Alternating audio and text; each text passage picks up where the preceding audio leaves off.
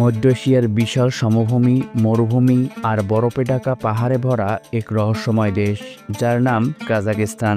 দিগন্তের খোঁজের আজকের এপিসোডে আমরা জানব অদ্ভুত দেশ কাজাখস্তানের প্রাকৃতিক সম্পদ, মুসলিম দেশ হওয়া সত্ত্বেও বোরকা কেন নিষিদ্ধ, দেশটির বৈচিত্র্যময় পরিচিতি, কঠিন আবহাওয়ায়ও কিভাবে তারা মানিয়ে নেয়, এখানকার বসবাসকারী যাযাবরদের ইতিহাস ও ঐতিহ্য, দেশটির রাজনীতি, অর্থনীতি, খাবার, সেই সাথে ট্রাভেল গাইড সম্পর্কে সকল আদ্যপান্ত। চ্যানেলটিতে নতুন দর্শক হয়ে থাকলে চ্যানেলটি সাবস্ক্রাইব করুন, আর অলরেডি সাবস্ক্রাইব করে থাকলে আপনাকে ধন্যবাদ। কাজাখস্তানের পরিচিতি। কাজাখস্তান মধ্য এশিয়ার একটি দেশ, যা বিশ্বের নবম বৃহত্তর দেশ, সেই সাথে বিশাল স্থল বেষ্টিত দেশ। দেশটিতে কোনো সমুদ্র সীমানা নেই। এর রাজধানী আস্তানা। দেশটির সরকারি ভাষা কাজাক এবং দেশটির মুদ্রার নাম কাজাখস্তান টেঙ্গে। দেশটির মোট জনসংখ্যা প্রায় 2 কোটি এবং আয়তন প্রায় 77,24,900 বর্গ কিলোমিটার। দেশটির প্রায় 70% অঞ্চল খালি পড়ে রয়েছে। এখানে প্রতি বর্গ কিলোমিটারে 8 জন মানুষ বাস করে। দেশটিতে প্রাকৃতিক সম্পদ, তেল এবং ইউরেনিয়ামের খনি রয়েছে, যা দেশটির ভৌগোলিক অবস্থানের দিক থেকে একটি গুরুত্বপূর্ণ অংশ হিসেবে বিবেচিত। দেশটির উত্তরে রাশিয়া, পূর্বে চীন, দক্ষিণে কিরগিজস্তান, উজবেকিস্তান ও তুর্কমেনিস্তান এবং পশ্চিমে ক্যাসপিয়ান সাগর ও রাশিয়া। দেশটির অল্প কিছু অংশ ইউরোপের ভেতরে পড়েছে। দেশটির সবথেকে বড় শহর হলো আলমাতি শহর। সেই সাথে দেশটির অনেক প্রশাসনিক কার্যক্রম এই শহরটিতে হয়ে থাকে। শহরটির ভৌগোলিক অবস্থান এবং সুউচ্চ ভবনগুলো যেন দেশটির এক অবিরাম সৌন্দর্যের সাক্ষী। এই শহরে দেশটির অনেক অভিজাত ব্যক্তিরা বসবাস করে থাকে। প্রাকৃতিক সম্পদ কেন দেশটির অর্থনীতির প্রধান শক্তি। কাজাখস্তানের প্রাকৃতিক দিক থেকে একটি সমৃদ্ধশালী দেশ। কাজাখস্তানের প্রাকৃতিক সম্পদের মধ্যে রয়েছে তেল, প্রাকৃতিক গ্যাস, ইউরেনিয়াম, যা দেশটিকে একটি শক্তি সমৃদ্ধ দেশ হিসেবে চিহ্নিত করেছে বহির্বিশ্বে। এছাড়াও প্রচুর পরিমাণে সীসা, দস্তা, ম্যাঙ্গানিজ, সোনা ও লোহার খনি রয়েছে, যা দেশটির অর্থনীতির প্রধান চালিকা শক্তি। কাজাখস্তানের প্রায় 30 বিলিয়ন ব্যারেল তেল মজুত রয়েছে, যার জন্য দেশটি শীর্ষ 15টি তেল সমৃদ্ধ দেশের তালিকায় অবস্থান করছে। তেলের পাশাপাশি দেশটি বিশ্বের বৃহত্তর ইউরেনিয়াম উৎপাদনকারী এবং রপ্তানিকারক দেশ। দেশটির জিডিপি পার ক্যাপিটা 288 বিলিয়ন মার্কিন ডলার। কাজাখস্তান বিশ্ব অর্থনীতির ক্ষেত্রে 53তম স্থানে অবস্থান করছে। এখানকার অর্থনীতির প্রায় 73% আছে রপ্তানি খাত থেকে। কাজাখস্তানের ইতিহাস, ঐতিহ্য ও আবহাওয়া। কাজাখস্তানের ইতিহাস শুরু হয় প্রাচীন যাযাবর দ্বারা। এই অঞ্চলটি একসময় যাযাবরদের দখলে ছিল, বিশেষ করে সাকা জনগোষ্ঠী তার মধ্যে অন্যতম। এছাড়াও দেশটির পশ্চিমাঞ্চল তুর্কি যাযাবরদের দখলে ছিল, যাদের এখনো কিছু অংশ কাজাখস্তানে রয়ে গেছে। কোনো এক সময় কাজাখস্তান দেশটি মঙ্গল সাম্রাজ্যের অধীনে ছিল। 1465 থেকে 1731 সাল পর্যন্ত রাষ্ট্রটি যাযাবর রাষ্ট্র হিসেবে পরিচিত ছিল। এ সময় এই অঞ্চলটি কাজাখ খানের যাযাবর দ্বারা পরিচালিত হতো। পরবর্তীতে আসে রুশ সাম্রাজ্যের শাসন ব্যবস্থা। রুশরা 1731 সাল থেকে 1917 সাল পর্যন্ত দীর্ঘ সময় শাসন করে। 1922 সাল থেকে 1991 সাল পর্যন্ত দেশটি সোভিয়েত ইউনিয়নের একটি অংশ ছিল। রাশিয়ানদের হাত ধরেই এই অঞ্চলটিতে আসে আমূল পরিবর্তন। বিশেষ করে এ সময় দেশটির রাজনৈতিক ও অর্থনৈতিক পরিবর্তন সাধিত হয়। এই সময়টাতে অঞ্চলটিতে তেল ও গ্যাসের খনির সন্ধান পাওয়া যায়। পরবর্তীতে 1991 সালে সোভিয়েত ভেঙে যাবার পর দেশটি একটি প্রজাতন্ত্র দেশ হিসেবে স্বীকৃতি পায়। 1991 সালের 16 ডিসেম্বর কমিউনিস্ট যুগের নেতা নূর সুলতানের হাত ধরে দেশটি স্বাধীনতা লাভ করে। স্বাধীন ও সার্বভৌম রাষ্ট্রের প্রধান রাষ্ট্রপতি হন নেতা নূর সুলতান। তার আদেশ বলেই দেশটি একটি রাষ্ট্রপতি শাসিত দেশ হয়। এরপর 1995 সালে নতুন সংবিধান প্রণয়ন করা হয়, যা নূর সুলতানের ক্ষমতাকে আরও শক্তিশালী করেছিল। স্বাধীনতার পরে দেশটির প্রথম রাজধানী ছিল আলমা আতা শহরটি। পরবর্তীতে শহরটির নাম পরিবর্তন করে রাখা হয় আলমাতি শহর। 1994 সালে দেশটির রাজধানী পরিবর্তন করে আস্তানায় আনা হয়, যেখানে দেশটির সকল প্রশাসনিক, বাণিজ্যিক ও অর্থনৈতিক কার্যক্রম করা হয়। বর্তমানে এই শহরটি বাণিজ্যিক ও অর্থনৈতিক কেন্দ্র হিসেবে পরিচিত। তবে আস্তানা শহরটির নাম একাধিকবার পরিবর্তন করা হয়েছে। রুশ শাসনামলে শহরটির নাম ছিল আকমোলা, এরপরে আস্তানা, যেখান থেকে নেতা নূর সুলতানের নাম অনুসারে নূর সুলতান করা হয় শহরটিকে। কিন্তু পরবর্তীতে 2022 সালে শহরটির নাম আবার পরিবর্তন করে আস্তানায় রূপান্তর করা হয়।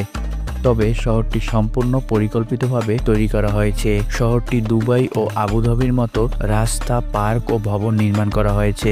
শহরটির মূল আকর্ষণ বেইটেরিক টাওয়ার, যা শহরটির মধ্যবর্তী স্থানে নির্মাণ করা হয়েছে। মূলত এই টাওয়ারটি শহরের প্রতীক হিসাবে বিবেচিত। শহরটির প্রধান আকর্ষণ হলো খান সেন্টার। এটি বিশ্বের বড় তাঁবু আকৃতি শপিং মল। এছাড়াও রয়েছে palace of peace and reconciliation, যেটি মূলত পিরামিড আকৃতির ভবন, যেখানে দেশটির সকল ধর্মীয় সম্মেলন হয়ে থাকে। এই শহরটির জনসংখ্যা প্রায় 10 লাখের কাছাকাছি। কাজাক, রাশিয়ান এবং তুর্কমেনিস্তানের অনেক জনগোষ্ঠীরা এখানে বসবাস করে থাকে। তবে শহরটি বিশ্বের শীতলতম দেশের মধ্যে একটি। এখানে গ্রীষ্মকালে অত্যন্ত গরম এবং শীতকালে প্রচন্ড ঠান্ডা হয়। গ্রীষ্মকালে তাপমাত্রা -40°C নেমে আসে। বিশেষ করে দেশটিতে নভেম্বরের মাঝামাঝি থেকে মে মাসের মাঝামাঝি পর্যন্ত শীত থাকে। এ সময় নদীর পানি বরফে পরিণত হয়। দেশটির পাহাড়, মালভূমি এবং সমভূমি এর বিশাল ভূখণ্ডের প্রায় অর্ধেক দখল করে রয়েছে। দেশটির দক্ষিণাঞ্চল নিচু পাহাড় দ্বারা বেষ্টিত।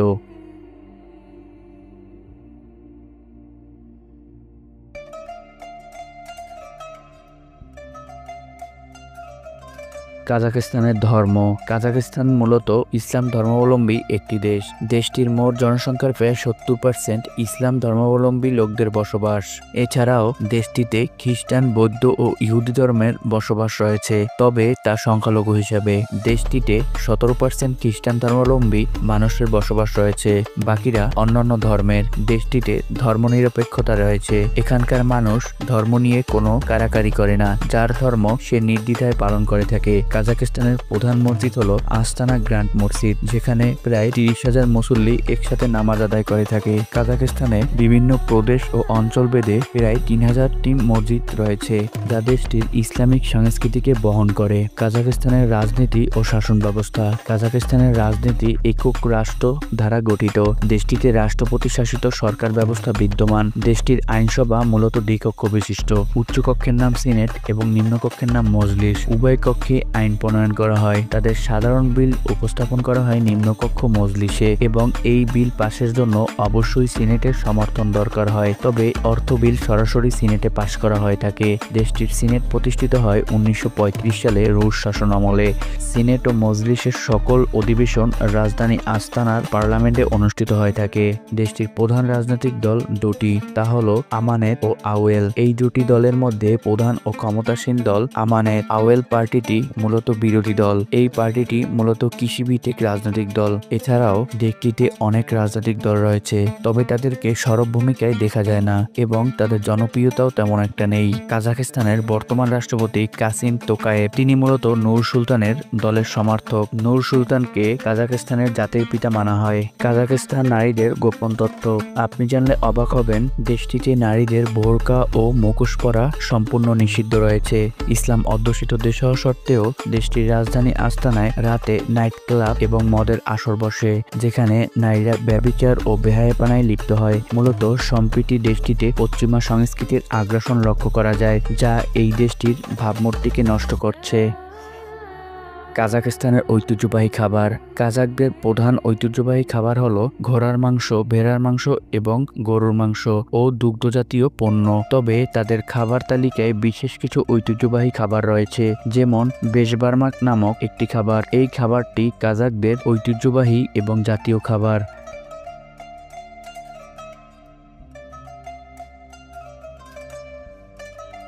এই রেসিপিটি মূলত তৈরি করা হয় সেদ্ধ করা ভেড়া কিংবা গরুর মাংসের সমন্বয়ে। এরপরে আছে কোটাল, যা বিশেষ ধরনের মাছের সমন্বয়ে বিশেষভাবে তৈরি করা হয়। এর সাথে সবজিও পরিবেশন করা হয়।